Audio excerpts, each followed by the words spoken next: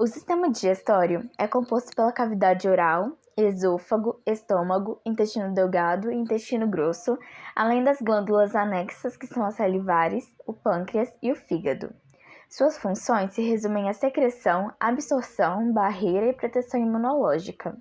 A cavidade oral é responsável pela ingestão, trituração, digestão parcial e lubrificação. O canal alimentar é formado por 4 túnicas principais, sendo elas a mucosa, a submucosa, a muscular externa e a serosa. O estômago é formado por 6 tipos diferentes de célula: epitelial, regenerativa, mucosa, parietal, zimogênica e do sistema neuroendócrino difuso. O intestino é responsável pela digestão do quimo e pela absorção pelos enterócitos e lacteal.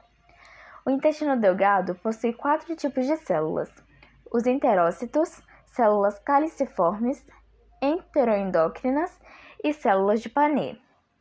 O intestino grosso possui os mesmos tipos celulares, com exceção das células de Paneth.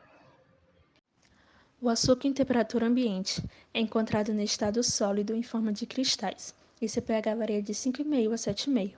Sua composição química em 100 gramas de açúcar, segundo a TACO, é de 99,6 gramas de carboidratos, 0,3 gramas de proteína, 8 miligramas de cálcio e 1 miligrama de magnésio.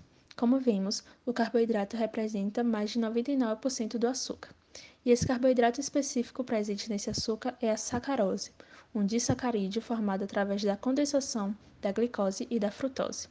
Essa ligação da sacarose pode ser quebrada em meio ácido, por isso, ao consumirmos o açúcar, o suco gástrico produzido no estômago e rico em ácido clorídrico é capaz de provocar a quebra da molécula de sacarose, o que resulta em 2 moléculas, a de glicose, que será armazenada no fígado em forma de glicogênio para posteriormente ser utilizada pelas células na produção de energia, e a frutose, que será metabolizada e convertida em glicose no fígado. Ele também é um alimento solúvel na água, o que o torna a principal opção na hora de adoçar os líquidos. Essa propriedade é devido à solubilidade da sacarose.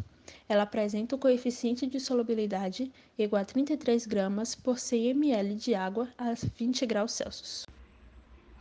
O açúcar é um alimento muito presente na cultura brasileira.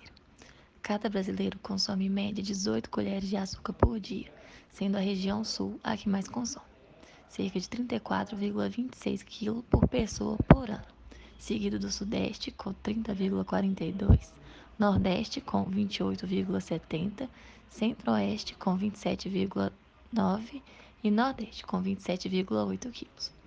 O açúcar é considerado um alimento acessível, levando em consideração que 5 kg de açúcar custam em média R$ 16, totalizando 1,32% do salário mínimo atual.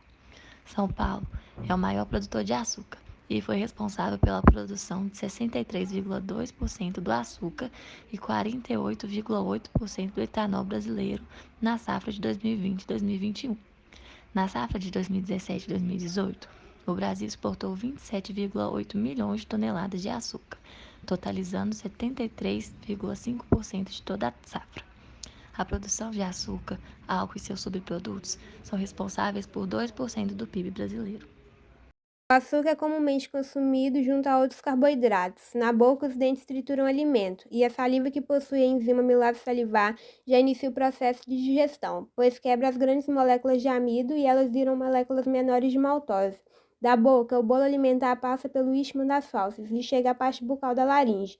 Continuando seu caminho, ele passa pelo tubo muscular esôfago e chega à cárdia, que corresponde à junção desse órgão ao estômago.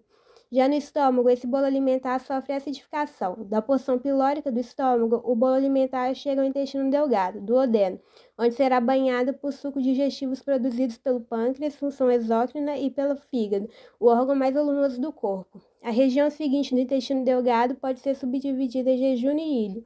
Nessa região, a maltase, uma enzima produzida pela parede do intestino, transforma a maltose em 2 moléculas de glicose, e outros açúcares também são digeridos nessa região.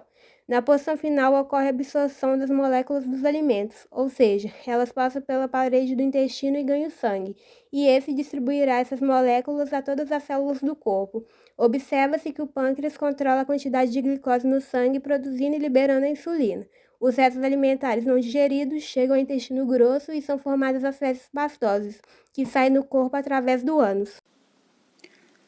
Atualmente, há diferentes espécies de cana transgênica, desenvolvidas com o fim de resistir ao clima ou a determinadas pragas. Entre elas, temos o exemplo de uma variedade que associa a expressão de duas proteínas bioinseticidas da bactéria Bacillus thuringiensis com um gene extraído do micro-organismo Agrobacterium sp. Isto confere maior tolerância ao herbicida glifosfato.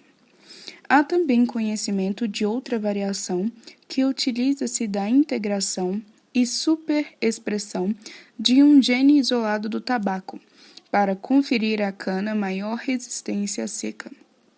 O gene é inserido através do bombardeamento de partículas e infecção por Agrobacterium sp. Os riscos do consumo de açúcar proveniente de cana transgênica ainda são desconhecidos. Entre as doenças que podem dificultar a absorção e digestão do alimento, destaca-se a diabetes tipo 1, que impede a secreção de insulina em quantidades suficientes para que a glicose do alimento seja metabolizada. Vou falar sobre alimentação e sociedade relacionada ao consumo do açúcar.